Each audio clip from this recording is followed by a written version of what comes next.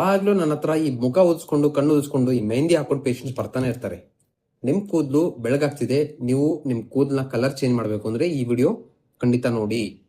ಮೆಹಂದಿ ಏನ್ ಪೌಡರ್ ನೀವು ಹಚ್ಕೋತಿರಲ್ಲ, ಕಂಪನಿಯಲ್ಲಿ ಸ್ಯಾಚೆಟ್ಸ್ ಅಲ್ಲಿ ಬರುತ್ತಲ್ವಾ, ಅದರಲ್ಲಿ ಒಂದು PPD ಅಂತ ಒಂದು ಕೆಟ್ಟ ಕೆಮಿಕಲ್ ಇರುತ್ತೆ. ಪ್ಯಾರಾಫಿನಲ್ ಡಯಾಮೈನ್ ಅಂತ ಒಂದು ಕೆಟ್ಟ ಕೆಮಿಕಲ್ ಇರುತ್ತೆ. ಇದೇನ್ ಮಾಡುತ್ತೆ ಅಂದ್ರೆ ನಿಮ್ಮ ಕೂದಲಿಗೆ ಕಲರ್ ಚೇಂಜ್ ಮಾಡೋದ್ರ ಜೊತೆಗೆ ನಿಮ್ಮ ನೆತ್ತಿ ಮೇಲೆ ಇರಿಟೇಷನ್ಸ್ ಮಾಡುತ್ತೆ, ಮತ್ತೆ ಅಲ್ಲಿ ಗುಳೆಗಳು ಬರ್ತವೆ.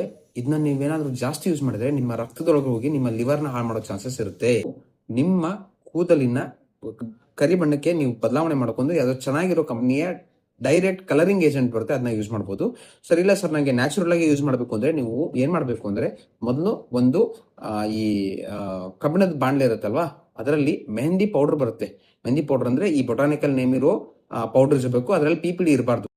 ಆ ಪೌಡರ್ನ ನ್ಯಾಚುರಲ್ ಆಗಿ ತಗೊಂಡ್ ಬಂದು ಅದಕ್ಕೆ ನೀವು ಸ್ವಲ್ಪ ನೀರ್ ಹಾಕಿ ಮತ್ತೆ ಸ್ವಲ್ಪ ಲೋಳೆ ರಸ ಬರುತ್ತಲ್ವಾ, ಅಲೋವೇರಾ ಅಂತ ಬರುತ್ತಲ್ವಾ, ಅದನ್ನ ಹಾಕಿ ನೀವು ಮೊಟ್ಟೆ ಏನಾದ್ರು ಉಪಯೋಗ ಮಾಡಬಹುದು ಅಂದ್ರೆ ಒಂದು ಮೊಟ್ಟೆ ಬಿಳಿ ಇರುತ್ತಲ್ವಾ, ಅದನ್ನ ಹಾಕಿ ರಾತ್ರಿ ಎಲ್ಲ ನೀರಲ್ಲಿ ನೆನ್ಸಿಟ್ಟು ಬೆಳಗ್ಗೆ ಎದ್ದು ಕರಿ ಕಲರ್ ಬರುತ್ತೆ, ಅದನ್ನ ನೀವು ಹಚ್ಕೊಂಡು ಹೋಗಿ. ಇದು ನ್ಯಾಚುರಲ್ ಆಗಿರುತ್ತೆ.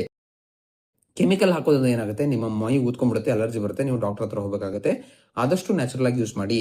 ಇಲ್ಲಾಂದ್ರೆ ಚೆನ್ನಾಗಿರೋ ಕಂಪ್ನಿದಿ ಯಾವ್ದು PPD ಅಂತ ಕಂಟೆಂಟ್ ಇರಲ್ವಾ ಅದ್ರಲ್ಲಿ ಬರ್ದಿರ್ತಾರೆ, ಅದನ್ನ ಯೂಸ್ ಮಾಡಿ. ಈ ರೀತಿ ಕಂಟೆಂಟ್ಗಾಗಿ ನನ್ನ ಪೇಜ್ ಫಾಲೋ ಮಾಡಿ. ಧನ್ಯವಾದ.